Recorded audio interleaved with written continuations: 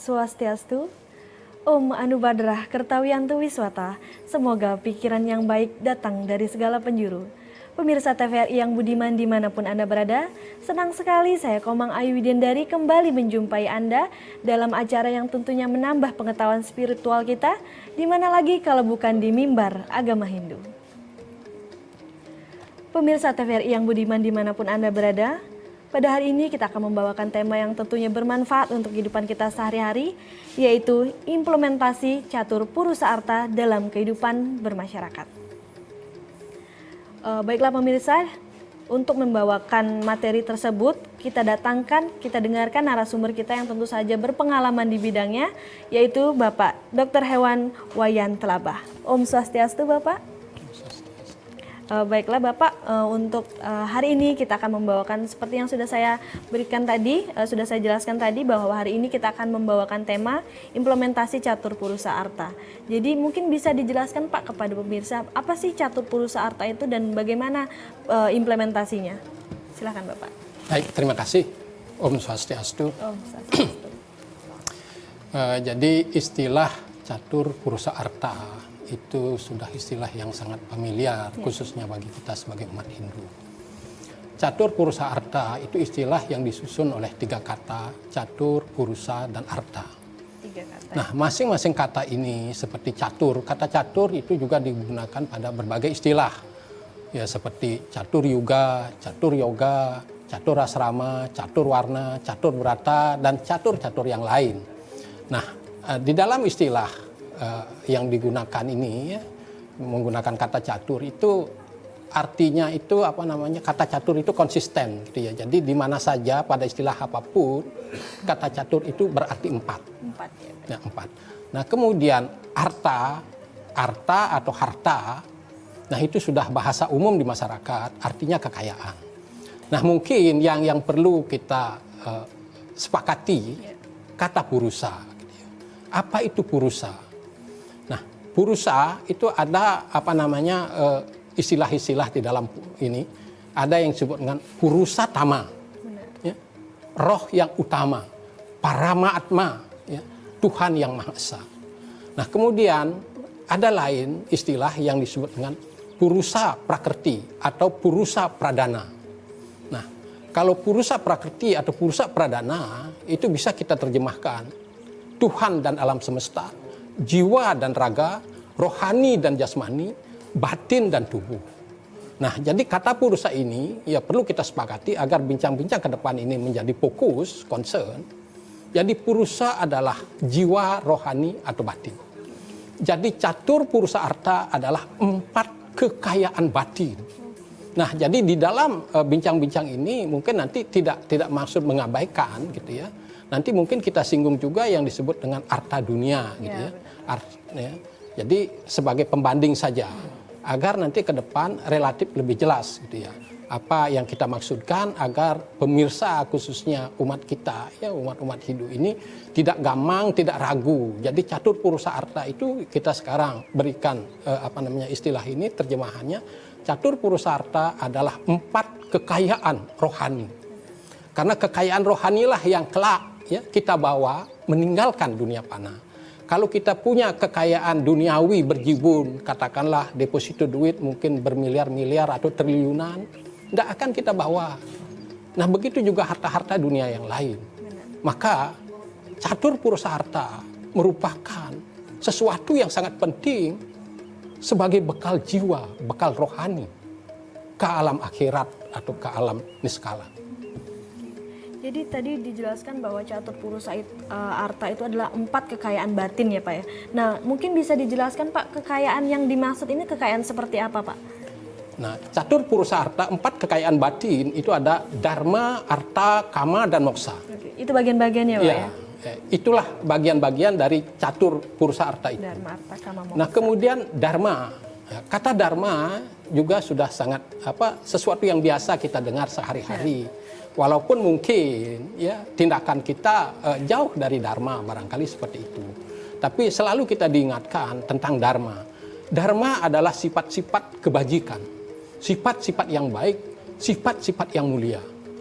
Nah, apa realnya sifat yang mulia itu? ya, sifat-sifat yang baik itu. Ya, seperti yang kita tahu bersama bahwa jujur, lurus hati, ya, kemudian penyayang, sosial, rendah hati, tidak egois, ya, ramah, toleran. Nah, itu adalah hal-hal ya, yang merupakan bentuk real daripada dharma. Jadi itu yang kata tadi implementasi, ya, kalau kita berbicara harta pertama itu adalah dharma, sifat-sifat kebajikan. Nah, kenapa orang bisa menjadi baik? Nah, di kita diajarkan berbagai filosofi. Salah satu diantaranya adalah Trikaya Parisuddha. Berpikir yang baik, berkata yang baik, dan bertindak yang baik. Kalau tiga ini kita pegang, ya 75% dalam hidup bersama, baik di tengah-tengah umat maupun di depan khalayak, ya saudara-saudara kita yang lain, sepertinya hidup itu tidak terlalu bermasalah. Ya, kalau ini kita. Kemudian ada tatuamasi, ya, tatuamasi bahwa kita adalah mereka. Cuma kita dipisahkan oleh wujud, oleh bentuk, ya, yang kita pahami sebagai tubuh. Kalau kita analogikan dengan udara, kita ini adalah berbagai balon, ya. Balon udara ada yang merah, ada yang kuning, ada yang hijau, biru, dan sebagainya. Begitu balon itu meletus, maka udara balon itu menyatu kepada udara balon yang lain dan juga menyatu kepada udaranya semesta. Nah, maka itulah tatuamasi, ya. Jadi Mahawakya daripada Weda, ya, telah menanamkan kepada kita bahwa kalian sama dengan mereka atau kita sama dengan mereka. Nah, kemudian ada lagi, ya, yang disebut dengan Wasudewa Kutumbaka. Semua kalian itu bersaudara. Ya. Pahami semua ini, niscaya, ya, hidupmu atau hidup kita tentram, damai adanya. Ya. Nah, ini ya kalau kita berupaya implementasi, karena ini yang penting, implementasi. Kalau toh kita tahu banyak hal, kalau tidak diimplementasikan, ya sama aja bohong, sama aja tidak tahu. Nah, karena ini ditekankan implementasi, ya mestinya ini benar-benar kita aplikasikan di dalam hidup sehari-hari, sehingga kita nyaman, kemudian mereka yang ada di sekitar kita juga nyaman. Nah, itu harapan kita. Nah, kemudian berkaitan dengan dharma ini, kenapa orang, ya, bisa mempunyai sifat-sifat yang baik? Di dalam Upanishad dikatakan, jiwa dan raga bagaikan kusir dengan keretanya. Rohani itu adalah kusirnya. Kereta dan kuda itu adalah jasmaninya. Kusir yang baik bisa mengendalikan kereta dan kudanya dengan baik, agar kereta itu tidak lari ke jurang, dibawa ke jurang oleh kudanya. Nah, artinya dalam hal ini, kemenangan jiwa terhadap raga, kemenangan rohani terhadap jasmani, atau kemenangan batin terhadap tubuh. Orang sering bertanya kalau kita galungan, kemenangan dharma atas adharma. Iya, benar. Kita sebagai orang awam bingung, dharma yang mana yang menang, adharma yang mana yang kalah. Sejatinya kemenangan dharma atas adharma adalah kemenangan rohani atas jasmani. Kemenangan batin atas tubuh ini. Jadi batin, rohani, jiwa menghandle penuh raga ini. Tapi kalau raga ini tidak terhandle oleh jiwa, ya seperti tadi, kereta itu bisa lari ke jurang. Ya. Kita bisa celaka, tidak terkendali. Nah, inilah kemenangan dharma atas adharma. Jadi jiwa, kesadaran benar-benar menguasai semua gerak-gerik tubuh itu. Itu yang kita ingin. Oke, itu tadi bagian yang pertama yaitu dharma ya Pak ya. Mungkin bisa dijelaskan lagi Pak dari 3 bagian tadi, arta dan kama, mungkin moksanya juga Pak. Nah, jadi dharma ya, kalau kita berbicara harta dunia gitu ya. Dharma ini bagaikan lahan. Harta itu lahan. Di lahan itu kita bisa mengembangkan berbagai harta lainnya. Di lahan itu ya, kita bisa bercocok tanam, nanam padi, nanam jagung, palawija dan sebagainya, karet, sawit gitu ya kalau kita di Sumatera. Nah, di lahan itu juga kita bisa beternak, entah beternak sapi, beternak kambing, beternak unggas dan sebagainya. Nah, di dalam dharma ini, ya, dharma ini adalah lahan, modal utama daripada jiwa itu, rohani. Ya. Nah, di dalam dharma inilah akan berkembang ya, harta-harta rohani yang lain. Nah, kemudian tadi sudah dibilang harta. Ya. Sebagai orang awam, ya, yang kita pahami dengan harta itu, yang dimaksud dengan harta itu adalah uang, perhiasan, kemudian lahan, ternak, perabotan, kendaraan, rumah, ya, kemudian gelar, titel, gitu ya, pangkat, jabatan. Nah, itu yang kita pahami sebagai harta, secara umum. Ya, secara umum. Nah, kalau sekarang kita berbicara harta batin, harta rohani, nah kemudian di sini ada disebutkan kekayaan, apa yang dimaksud harta itu? Nah, harta itu pengetahuan termasuk harta, karena tadi sudah kita menyinggung masalah gelar, titel, gitu kan, itu pengetahuan. Nah, di dalam Hindu, ya, dikenal ada dua pengetahuan, ya, parawidya dan aparawidya. Pengetahuan empiris, ya, yang kita pelajari secara umum, gitu ya, itu adalah pengetahuan duniawi, ya, untuk memudahkan hidup, ya, di dunia fana ini, hidup bermasyarakat. Nah, sedangkan parawidya itu adalah pengetahuan batin, pengetahuan rohani, ya, yang disebut dengan Brahmawidya, ya, ya, atau Dewa Tatwa, gitu kan. Nah, kemudian ada juga Atma Jenana, ya, Atma Tatwa. Nah, ini yang disebut dengan parawidya. Ya, tapi kalau kita hafal, ya, hafal ayat-ayat suci, sloka, mantra, apakah kita sudah memiliki pengetahuan parawidya? Belum tentu. Bisa iya, bisa tidak. Ya. Ya. Kenapa begitu? Kalau sekarang kita hafal, katakanlah itu ada Bhagavad Gita. Ada berapa bab? 18 bab. Ya. Kemudian ada berapa sloka? Ya, saya tidak hafal dan saya bukan tidak berminat gitu loh. Tidak berambisi untuk menghafal yang begitu gitu ya. Nah, kalau kita hafal, apakah kita punya pengetahuan parawidya itu? Bisa iya, bisa tidak. Nah, kita hafal ayat-ayat suci, sloka, mantra, tapi kalau tidak mempunyai pengalaman rohani tentang sloka dan mantra itu atau yang lain-lainnya, atau kalau kita tidak menyaksikan peristiwa mistis yang digambarkan oleh ayat-ayat suci, sloka, mantra, itu tidak punya pengetahuan parawidya. Saya pernah bertanya, ya, kepada seorang awaduta. Ya, ini awaduta ini pengetahuannya sudah luar biasa. Tidak diragukan lagi, ya, Pak, ya. Luar biasa. Ya. Susah mencari seperti itu. Saya bertanya, kalau kita hafal ayat-ayat suci, apakah kita punya pengetahuan tentang ketuhanan? Tidak dijawab. Cuma diberikan gambaran. Kalau Anda punya sebuah buku, Ya. kemudian buku itu Anda fotokopi, ya, semua isi tulisan di buku Anda pindah ke fotokopian itu. Pertanyaannya, apa yang fotokopi itu tahu tentang tulisan itu? Iya, benar. Tidak tahu apa-apa. Nah, makanya kalau kita seperti umpamanya saya ambil contoh, sekarang saya dikasih buku, ya, misalnya dikasih buku tentang Hawaii. Oke. Saya hafalkan semua itu isinya. Nah, kemudian saya cerita kepada halayak. Saya jadi narasumber misalnya. Oh, saya bisa cerita Hawaii misalnya, oh pantainya begini-begini dan sebagainya, pasirnya mungkin pasir putih dan sebagainya, ombaknya ya untuk berselancar paling bagus, mungkin cerita saya begitu. Apakah saya tahu tentang Hawaii? Bisa jadi ya, bisa jadi. Saya tidak tahu. Saya hanya hafal isi buku.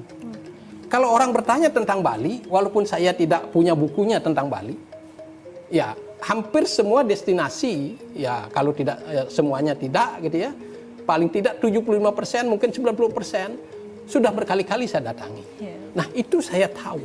Artinya kita tahu tentang sesuatu itu harus pratyasa, pramana. Ya, tidak agama pramana. Kalau kita baca buku itu agama pramana. Jadi percaya, yakin dengan buku gitu loh. Hanya dengan tulisan. Iya. Ya. Tapi hanya yakin seperti itu, tapi tidak punya gambaran rohani. Tidak punya pengalaman-pengalaman rohani. Makanya tidaklah berlebihan kalau orang bilang Nabi itu buta huruf. Benar gitu loh. Nabi itu tidak perlu baca. Ya. Karena beliau mengalami secara langsung pengalaman-pengalaman rohani itu. Jadi kalau ada umpamanya Nabi A buta huruf, lu dinyek orang gitu, enggak gitu, lu buta huruf tapi mengalami langsung kebenaran itu. Oke, baik Itu Bapak. yang luar biasa. Oke, mungkin kita tahan dulu Pak. Baiklah, untuk pemirsa TVRI yang budiman dimanapun Anda berada, jangan kemana-mana, tetap bersama kami setelah jeda pariwara berikut ini.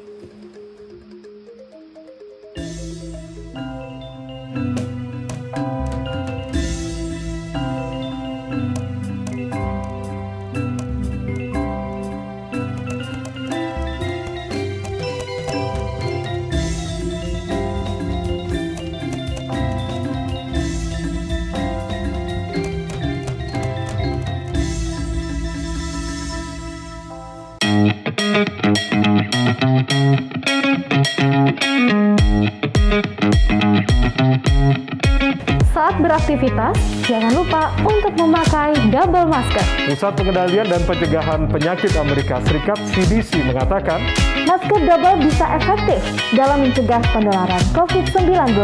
Masuknya berbagai varian baru menuntut kita untuk lebih ketat memproteksi diri. Tapi, memakai masker double penggunaannya juga harus tepat. Ini dia panduannya.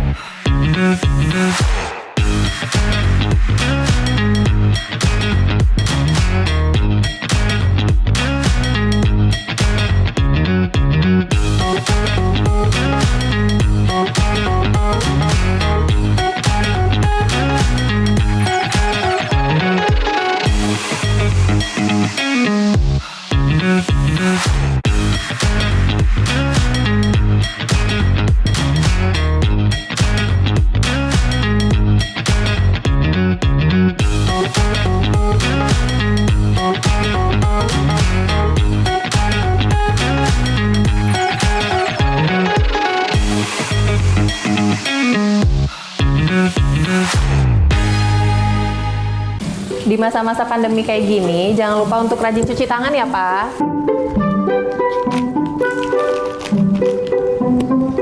Pak, hand sanitizer kita habis loh. Nanti jangan lupa beli ya. Tenang, Ma. Papa masih punya satu lagi kok. Aman.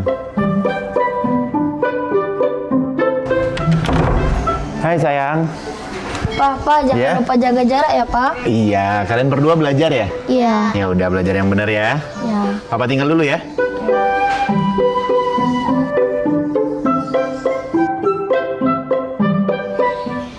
Tuh kan, Pak. Anaknya udah ingetin jaga jarak, maskernya juga jangan lupa dipakai dong. Makasih ya, Ma.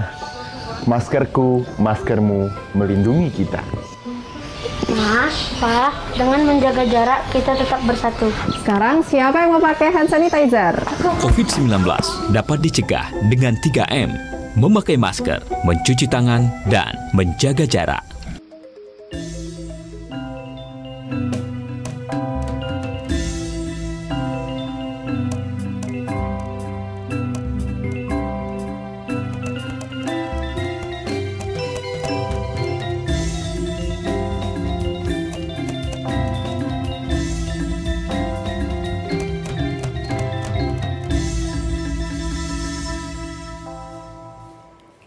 Baiklah, terima kasih pemirsa TVRI yang budiman dimanapun Anda berada, masih bersama kami di Mimbar Agama Hindu.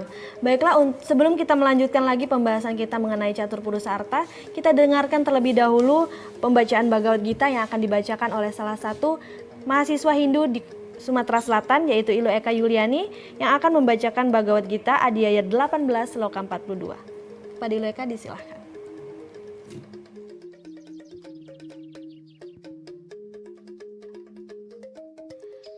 Om Swastiastu.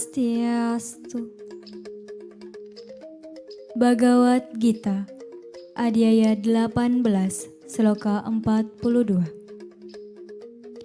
Samudama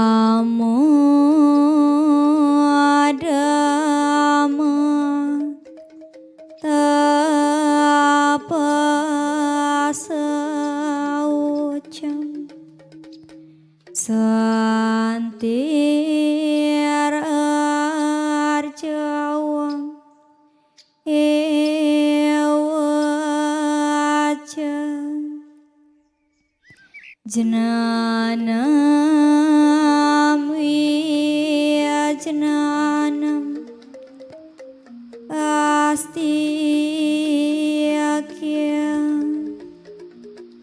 Brahma karma swabhawaja,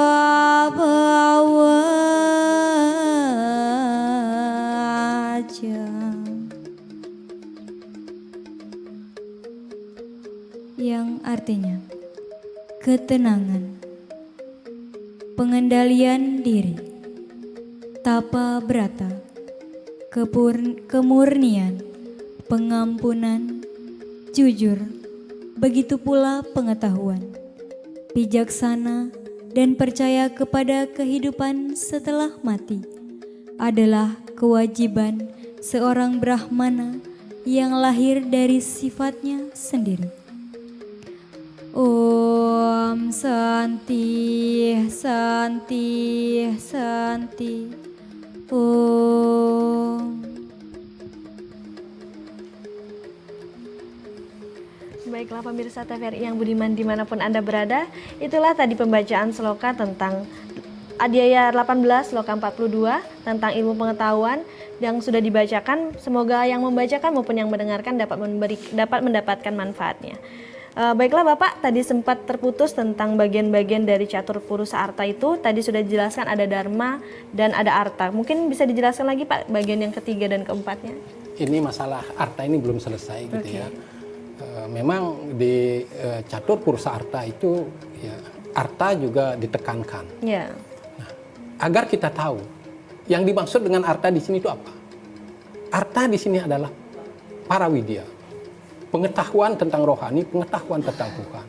Tidak hanya hafal ayat-ayatnya, tapi mengalami langsung apa yang digambarkan oleh sloka, mantra, dan ayat-ayat itu. Itu yang dimaksudkan. Nah, tadi saya bilang, kalau kita hafal ayat-ayat suci, apakah kita punya pengetahuan tentang ketuhanan? Bisa iya, bisa tidak. Ya. Nah, kemudian kalau orang yang buta huruf, apa dijamin tidak? Ya, seperti tadi saya katakan, Nabi bisa saja buta huruf, karena beliau mengalami langsung pengalaman rohani itu. Atau katakanlah kita secara mudahnya, beliau langsung berhadapan dengan Tuhannya gitu loh. Walaupun buta huruf, tahu segalanya. Gitu loh. Nah, ini makanya kita jangan meremehkan orang yang buta huruf gitu loh. Kalau orang yang buta huruf tidak tahu pengetahuan teknik gitu ya, tidak tahu pengetahuan kesehatan, bisnis mungkin ya gitu ya. Tapi kalau dia orang yang baik gitu ya, punya pengalaman rohani, ya, dia akan tahu tentang rahasia kehidupan itu. Nah, kemudian untuk memperjelas gitu ya, saya kasih contoh. Di masa lampau ada seorang guru yang hebat itu, namanya Satyakama. Satyakama juga murid yang hebat. Maka saya katakan ya, guru yang hebat adalah murid yang sangat hebat. Kalau waktu murid dia tidak hebat, dia tidak akan bisa menjadi guru yang hebat. Iya, benar. Pemimpin yang hebat adalah anak buah yang hebat. Waktu dia jadi anak buah tidak bisa berlaku dengan benar, kelak dia jadi pemimpin tidak akan bisa jadi pemimpin. Nah, begitu juga guru yang baik adalah murid yang sangat baik di masa lalu. Nah, berkaitan dengan tadi ya, saya kasih contoh Satyakama. Satyakama waktu dilantik menjadi murid oleh Maharsi Gautama. Nah, kemudian dia dilantik jadi murid, kemudian diserahi sapi. Nah, katanya, ini ada sapi 400 ekor, ya, jantan betina, campurlah di situ. Bawalah sapi ini, angonlah sapi ini ke hutan, misalnya ke lembah suatu bukit.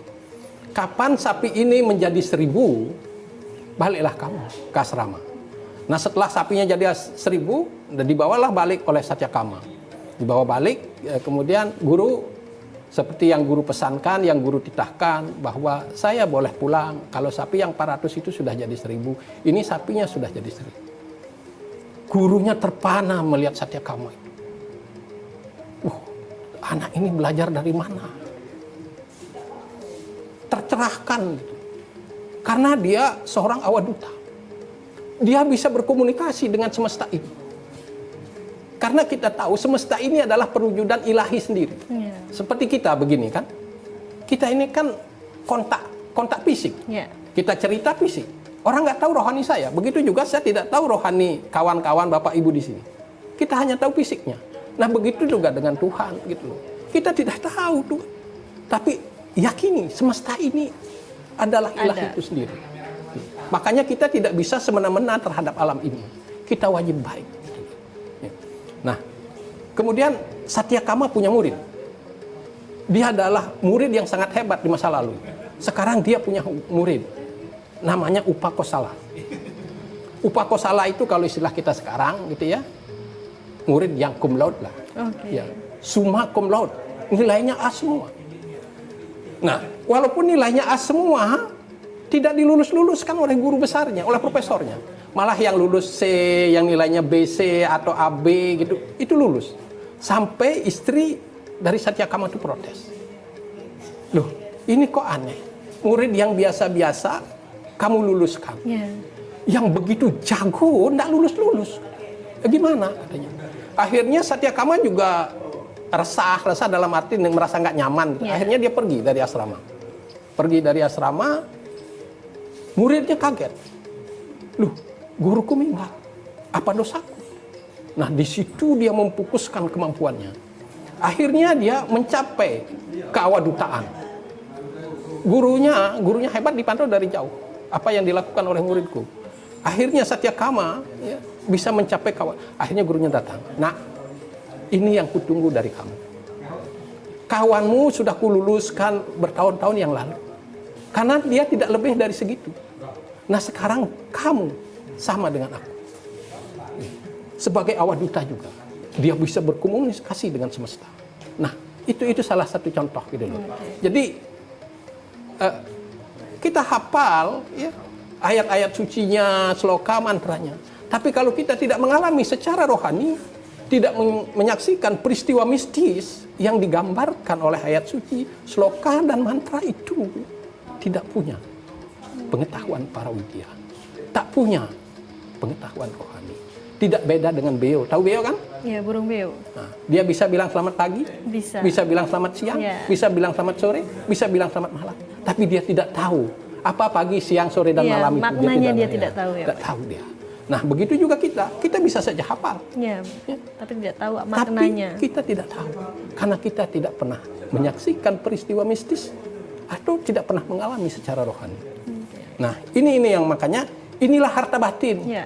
Kalau kelak, ya, katakanlah si A misalnya, meninggal, dibawa hartanya ini pergi. Tapi kalau dia punya kebun sawit ribuan hektar, tidak dibawanya.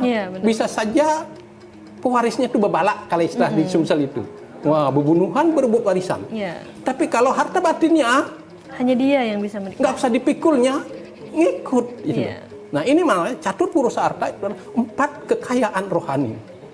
Nah, jadi tadi dharma, saya bilang dharma itu bagaikan lahan. Nah, sekarang pengetahuan para widya hanya orang yang mempunyai karakter yang baik, ya, yang bakalan tumbuh para widya itu. Walaupun dia tidak belajar, ya, dia diberkahi. Ya, seperti saya katakan tadi, Nabi buta huruf, tidak pernah baca, karena tidak bisa baca, tapi mengalami secara langsung. Dan mungkin dia berhadapan langsung dengan Tuhannya. Nah, nggak hebat. Nah, jadi dharma tadi adalah lahan, sekarang pengetahuan para widya adalah kekayaan yang tumbuh di lahan itu. Arta itu ya Pak? Iya, jadi katakanlah para widya ini, arta yang tadi bilang dharma arta, ini mungkin batang para, batang sawit, yang ditanam di lahan perkebunan itu. Jadi pengetahuan rohani Brahma Widya Atma Jnana tumbuh di lahan dharma orang yang baik itu. Tadi sudah dijelaskan bahwa ada dharma dan arta. Mungkin bisa dijelaskan lagi Pak, kama tadi bagian yang ketiga itu apa ya Pak? Nah, ini kama ini yang tidak mudah kita berbicara. Karena pemirsa kalayak juga sering baca buku, apalagi yang literasinya bagus, yang hobinya membaca. Tiap hari dia tidak bisa tidak baca. Nah, kama itu tidak hanya menjadi bagian catur purusarta, tapi kama juga menjadi bagian dari sadripu. Sadripu, Pak. Nah, sadripu ya kita diajari oleh guru-guru kita gitu ya, pendahulu kita, orang tua kita. Sadripu adalah musuh di dalam diri. 6 musuh Pak ya? Ya. Sadripu itu 6 musuh di dalam diri. Kalau kita katakan kama itu bisa berarti sampah, tidak bermanfaat buat kita. Ya namanya musuh. Kawan saja belum tentu bisa bermanfaat maksimal gitu loh. Apalagi musuh. Sedangkan kama di dalam catur purusarta itu adalah mutiara. Nah, ini dua hal yang berbeda. Bagaimana memahaminya? Oke. Ya. Sama-sama kama. Kenapa bisa di satu sisi menjadi musuh, di sisi lain menjadi harta batin? Bagaimana menyampaikan kepada khalayak? Orang yang ngomong saja mungkin nggak ngerti, apalagi yang mendengarkan. Nah, jadi mungkin kita tidak terfokus pada kama. Kita coba menyingkir ke tempat lain, ya, agar bisa membedah kama ini dengan baik. Ya, dulu waktu kita SD, SMP, sampai SMA bahkan, kita diajari seni musik, ya, walaupun tidak begitu intensif, gitu ya. Nah, berarti kita mengenal nada kan? Ya. Jadi ada nada, gitu ya. Tahu nada? Ya. Do, re, mi, fa, sol ini. Ya. Katakanlah sekarang ambil contoh nada do. Nada do ada 3 tangga nada. Do rendah, do sedang, do tinggi. Do rendah dengan do tinggi ini sangat berbeda. Sama-sama nada do. Kalau kita dengar, kita rasakan, rasanya berbeda. Sama-sama do, sama-sama nada do. Berbeda. Tapi dia berbeda. Nah, begitu juga kama ini. Kama di dalam sadripu dan kama di dalam catur purusarta berbeda. Berbeda, Pak. Tidak sama. Seperti nada do tadi. Do rendah dengan do tinggi. Tidak sama. Walaupun sama-sama nada do. Ya. Kama di dalam sadripu, 6 musuh di dalam diri, dan kama di dalam catur purusarta, itu katakanlah mutiara batin. Ya. Sama-sama kama tapi berbeda. Nah, apa kira-kira bedanya? Interaksi, ya, kontak indera, ya, dengan objek, ya, menimbulkan keinginan. Ya. Kita melihat ke showroom, melihat mobil bagus gitu kan, ya. Wah, kalau saya punya ini bagus juga. Kalau dia double gardan, dipakai apa namanya, menjelajah di kebun, ya, juga boleh juga ini, tidak akan keplater gitu kan. Ya. Ya. Jadi kontak antara indera dan objek itu menimbulkan keinginan. Keinginan ini bergemuruh. Keinginan ini bergemuruh. Nah, sebagai orang awam, ya, melihat sesuatu yang menarik, yang indah, yang lesat, nafsu kita membuncah. Jadi melihat sesuatu yang menarik, yang indah, yang lesat, yang harum dan sebagainya, nafsu kita membuncah. Di sana timbul rasa ingin memiliki, rasa ingin menguasai, bahkan rasa ingin menikmati. Ya. Ada hasrat, ya, ingin menikmati. Inilah yang namanya kebodohan. Menurut mereka yang tercerahkan. Baik Bapak, mungkin bisa kita tahan dulu, kita sambungkan setelah jeda pariwara berikut ini.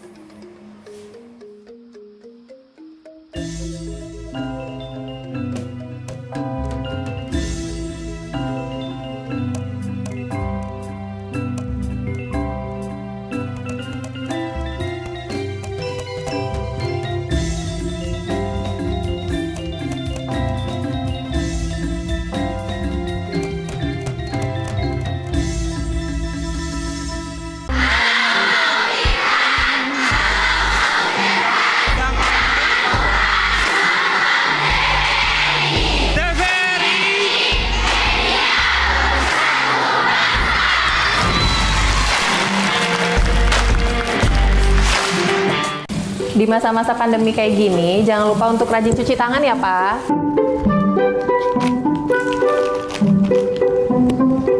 Pak, hand sanitizer kita habis loh. Nanti jangan lupa beli ya. Tenang, Ma. Papa masih punya 1 lagi kok.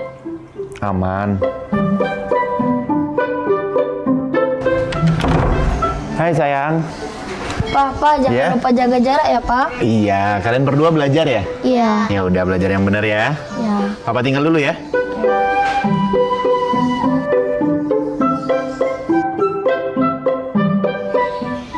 Tuh kan, Pak. Anaknya udah ingetin jaga jarak, maskernya juga jangan lupa dipakai dong. Makasih ya, Ma. Maskerku, maskermu melindungi kita. Mas, Pak, dengan menjaga jarak kita tetap bersatu. Sekarang siapa yang mau pakai hand sanitizer? COVID-19 dapat dicegah dengan 3M, memakai masker, mencuci tangan, dan menjaga jarak.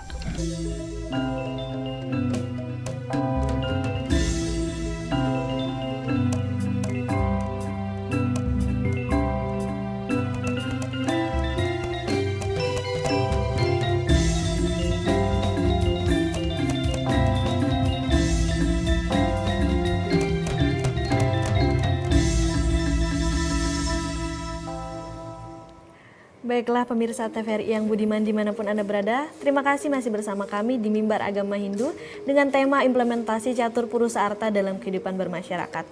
Baiklah Bapak, tadi sempat terputus bagaimana itu penjelasan tentang kama dan moksa dalam catur purusa arta, bisa dijelaskan sedikit lagi?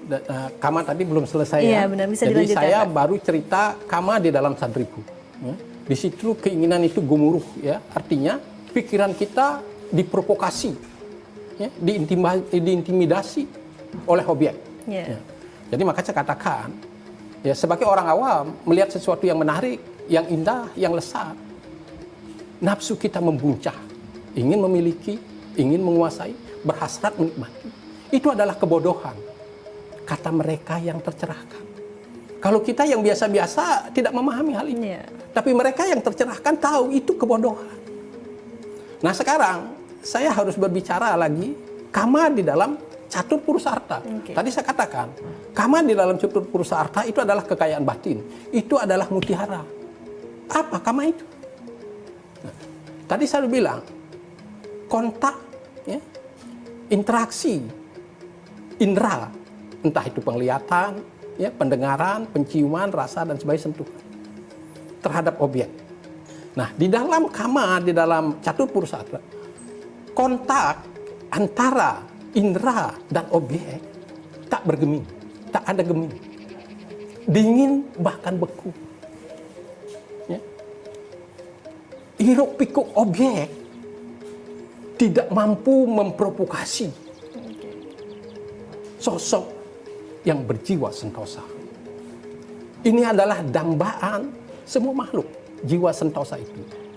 Nah, tidak bergemingnya ya kontak antara indera dan objek, hiruk pikuk objek tidak mampu memprovokasi.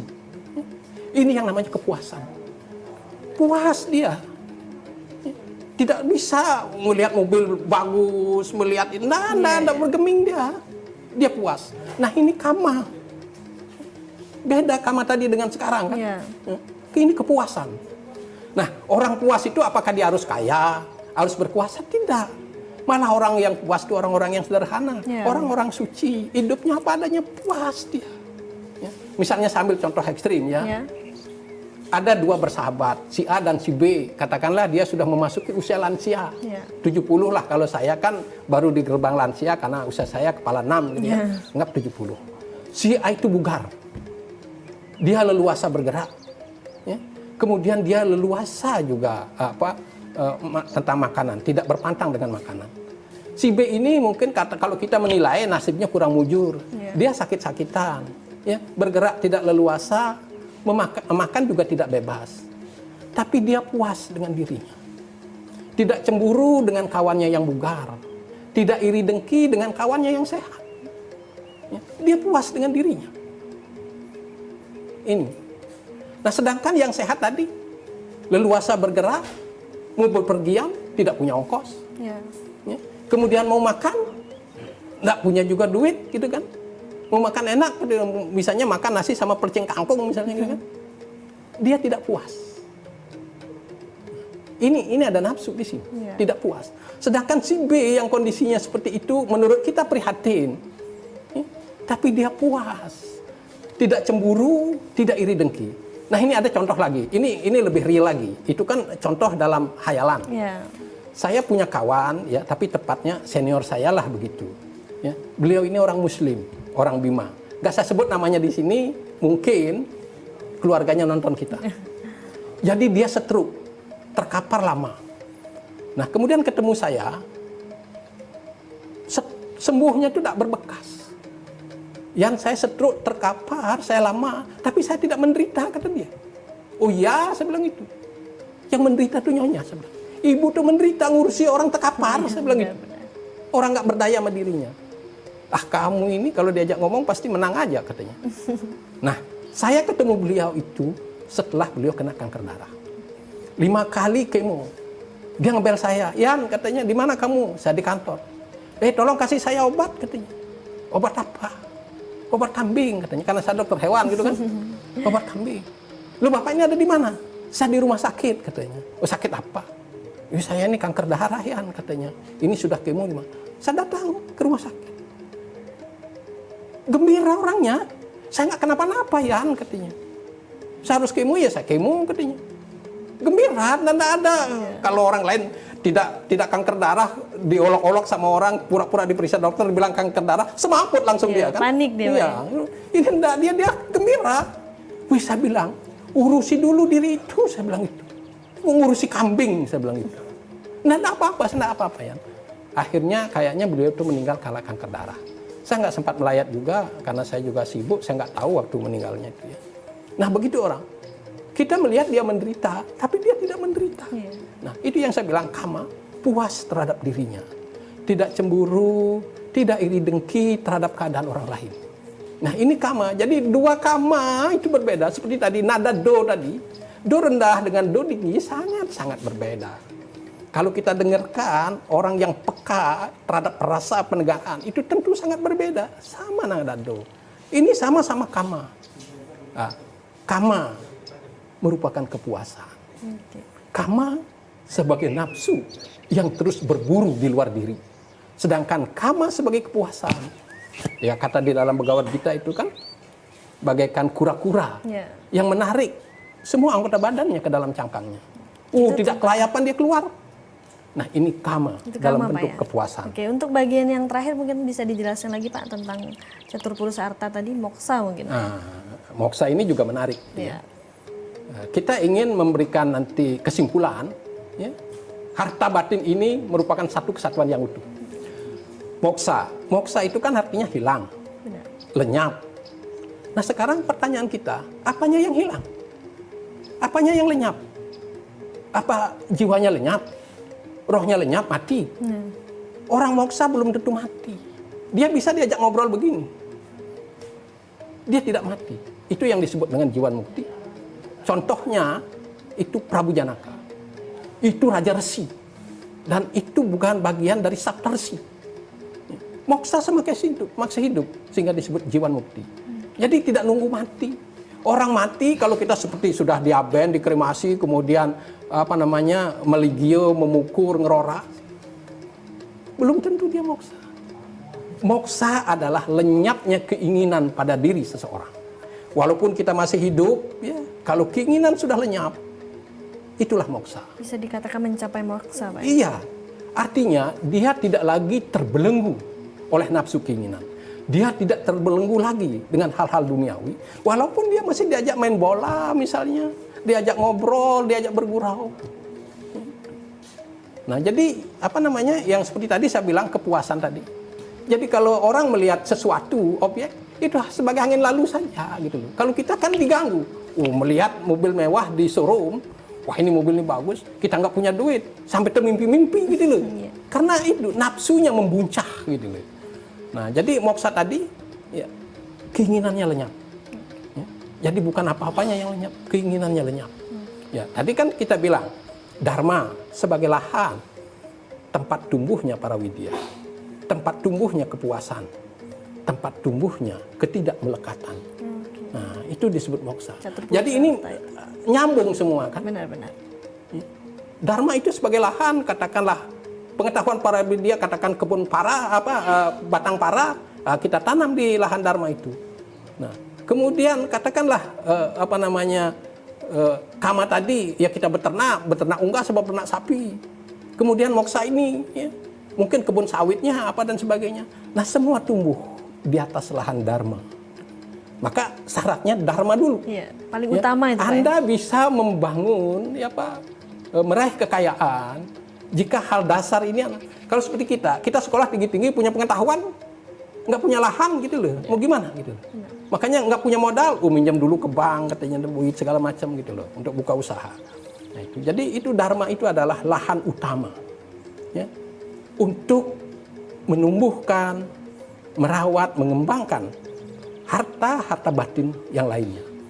Nah, jadi dia puas ya, karena dia puas ya, walaupun dia sangat sederhana bahkan miskin, dia bebas dari nafsu keinginan, dia bebas dari belenggu keterikatan ya, belenggu kemelekatan, maka dia akan mencapai moksa. Oke, baik. Itu luar biasa sekali pemirsa penjelasan mengenai catur purusa harta. Mungkin di sini teman kita dari mahasiswa Hindu Sumatera Selatan, jika ada yang ingin ditanyakan, disilakan. Sebelumnya Om Swastiastu Bapak. Jadi di sini izin bertanya, apakah ada contoh kecil atau kegiatan yang dapat kita lakukan dan itu bisa disebut sudah mengimplementasikan catur purusa harta pada kehidupan, Pak? Contoh kecil saja. Mungkin kalau dari bahasa yang umum, mungkin ada orang yang belum paham, Pak. Jadi apakah ada contoh kecil kegiatan yang bisa sudah disebut bahwasanya kita itu sudah mengimplementasikan catur purusa harta pada kehidupan ini, Pak? Terima kasih. Om Santi Om. Oke, baik, terima kasih Ilu Eka atas pertanyaannya. Bisa dipahami, Pak? Mungkin bisa langsung dijawab. Ya, jadi tadi saya bilang kepuasan gitu ya. Sebenarnya contohnya juga banyak. Ya. Kalau kita ya katakanlah mungkin di dalam keluarga gitu ya. Ya, di dalam keluarga kita bersaudara, ada yang sulung, ada yang bungsu gitu ya. Ya, kadang-kadang kita menganggap sesuatu itu adil dibagi rata, tapi ada yang memahami itu tidak adil.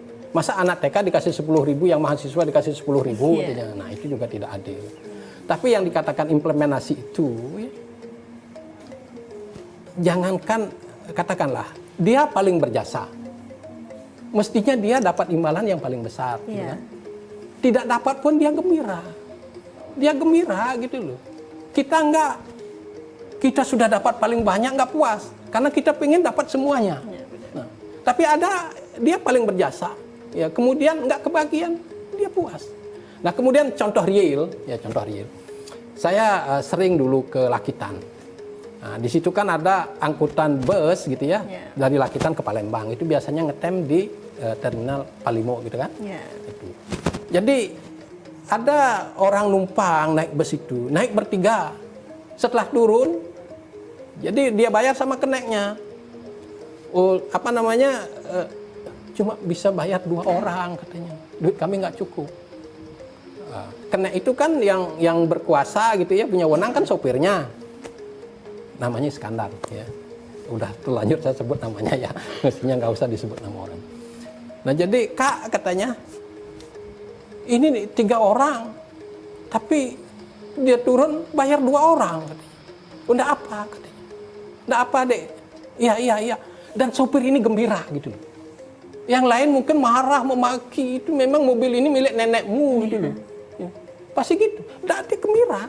Saya pikir, ya mungkin seorang sopir, mungkin sekolahnya paling tamat SMA, pikir-pikir begitu. Nah, aku nih sekolah jauh-jauh sampai ke Bogor jadi sarjana, jadi dokter hewan. Belum tentu punya kepribadian semulia ini. Jadi dia gembira, kan bisa aja orang terima tapi dia ngerutu gitu loh. Kalau nggak punya duit jangan naik mobil lah gitu kan, misalnya kan, jangan numpang lah. Nah, dia gembira gitu loh. Dan kemudian saya dengar di dusun itu orang cerita, kalau ada orang mau hajatan gitu kan, perlu bumbu gitu ya, dia tahan, bukan dia cari bati, cari untung, umpamanya harganya 5.000 lalu nanti balikkan dibayar sama yang mesen itu 6.000 misalnya. Nggak dicarikan ke pasar, mau cari bawang, mau cabai, apalah dicarikan.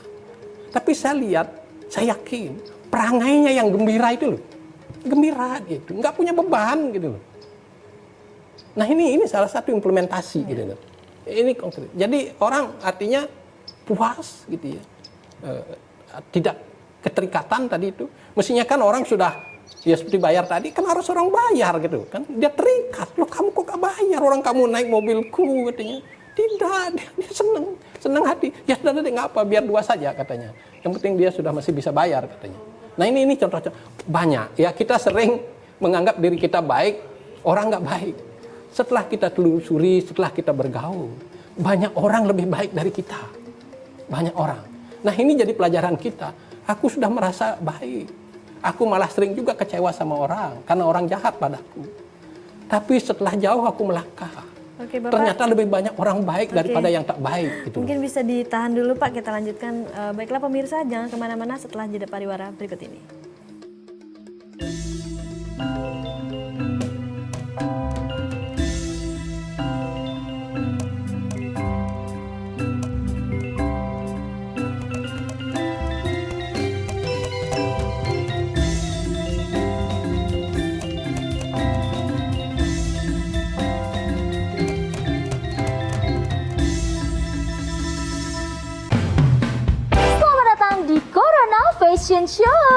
Fashion Show menarik, gaya nyentrik namun menggelitik. Kita sambut peserta pertama kita dengan tema anti kuman, antibakteri, dan antivirus. Selalu mencuci tangan dengan air yang mengalir. Sebelum dan sesudah melakukan aktivitas. Atau menggunakan hand sanitizer. Peserta selanjutnya dengan tema jaga jarak aman. Jaga jarak minimal 1 meter saat berbicara dan beraktivitas. Jarak boleh jauh, tapi hati kita tetap bersatu. Peserta yang terakhir dengan tema anti percikan air dan debu.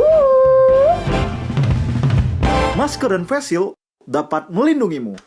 Terima kasih telah membantu mencegah penularan COVID-19 menuju Indonesia sehat. Halo semuanya, aku Modi, maskot TV Digital Indonesia. Aku akan membantu semua orang menuju migrasi TV digital. Di mana? Di siarandigital.id dan call center 159. Ayo semuanya, dukung migrasi TV digital. Bersih gambarnya, jernih suaranya, dan canggih teknologinya.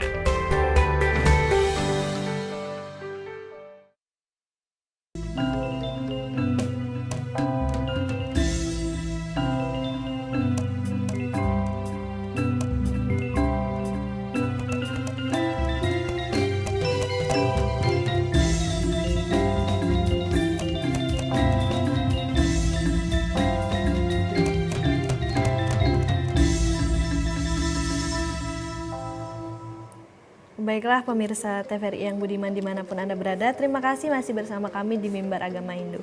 Oke Bapak, bisa dilanjutkan lagi tadi pertanyaan dari Ilu Eka, mungkin bisa dijawab lagi, sambung. Oke, terima kasih. Jadi begini, mungkin tadi saya bercerita jauh gitu ya, di luar kita. Ya. Nah mungkin sekarang adik-adik KMHDI gitu ya, jadi katakanlah kalau istilah kita ngayah di pura Ya, gitu ya, gotong royong dan sebagainya. Memang kita dididik di sekolah untuk tahu berhitung, untuk tahu membuat rencana dan sebagainya, menghitung untung rugi. Itu sebagai pengetahuan. Tapi tidak di semua kondisi itu kita terapkan. Jadi kalau adik-adik umpamanya di pura gitu ya, jadi di organisasi gitu ya. Ya kalau ada orang iuran masing-masing 1.000. Kalau kita lebih mampu mungkin 5.000 lah apa gitu loh. Jadi di situ implementasinya gitu, ketidakmelekatan. Dia tidak hitung-hitung, loh dia 1.000 kenapa aku 5.000? Aku 1.000 juga. Kalau bisa dia sekarang 1.000, aku besok aja lah atau minggu depan lah. Ada yang orang begitu. Tapi kita kalau ingin katakanlah menyemai hal-hal yang baik gitu loh ya. Jadi rela berkorban. Gitu ya. Tidak perhitungan untung rugi. Ya mungkin ada kawan nggak mampu misalnya, udah kita bayari gitu. Kadang-kadang kawan itu malu juga dibayari gitu. Tapi secara diam-diam kita bantu. Jadi kalau kita berbicara implementasi gitu ya. Jadi apa namanya? Banyak lahan untuk kita berbuat baik. Ya semoga saja kebaikan ini tumbuh pada diri pribadi kita gitu ya. Mungkin bisa dipahami untuk Ileka pertanyaannya tadi. Oke, baik tadi sudah dijelaskan secara luar biasa tentang mengenai Purusa Arta. Mungkin Catur Purusa Arta mungkin bisa diberikan kesimpulan agar para pemirsa bisa lebih memahami lagi Pak, sedikit saja. Jadi begini, kita di sini memberikan salah satu pandangan. Karena saya juga baca di Google, baca di YouTube, di WA, orang berbicara catur purusa arta itu dia berbicara tentang kekayaan duniawi. Tapi kita tidak. Bukan berarti kita yang benar, belum tentu.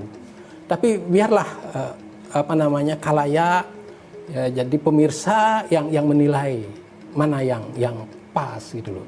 Karena kita hanya memberikan pandangan, memberikan masukan. Masukan kita diterima, jangan bangga. Tidak diterima juga tidak apa-apa gitu loh. Nah, jadi saya maksudkan gitu ya, catur purusa arta itu 4 kekayaan batin, tidak ada kaitannya dengan kekayaan duniawi. Dharma itu adalah sifat-sifat baik pada diri seseorang. Sehingga harta yang tadi saya katakan pengetahuan para widya, dia tidak hanya hafal ayat-ayat suci, tapi dia menyaksikan peristiwa mistis yang digambarkan oleh ayat-ayat suci itu. Bahkan dia mengalami secara rohani. Maka saya katakan tadi, Nabi buta huruf. Karena Nabi itu berhadapan langsung dengan Tuhannya gitu loh. Nah kemudian kama, ada kama sebagai musuh, sebagai sampah diri, gitu. Tapi ada kama sebagai mutiara, yang saya katakan kepuasan. Hiruk pikuk objek di luar diri tidak mampu memprovokasi. Baiklah pemirsa TVRI yang budiman dimanapun Anda berada, itulah materi tentang implementasi catur purusa arta dalam kehidupan bermasyarakat. Semoga apa yang sudah dijelaskan oleh Bapak Wayan Telaba tadi bisa diterima dengan baik dan bisa menambah pengetahuan spiritual pemirsa di rumah. Baiklah pemirsa TVRI yang budiman, tidak terasa kita sudah 1 jam bersama, tadi sudah menjelaskan tentang catur purusa arta. Baiklah, saya Komang Ayu Dendari mewakili kru yang bertugas pamit undur diri. Saya akhiri dengan para mesanti. Om Santi Santi Santi Om.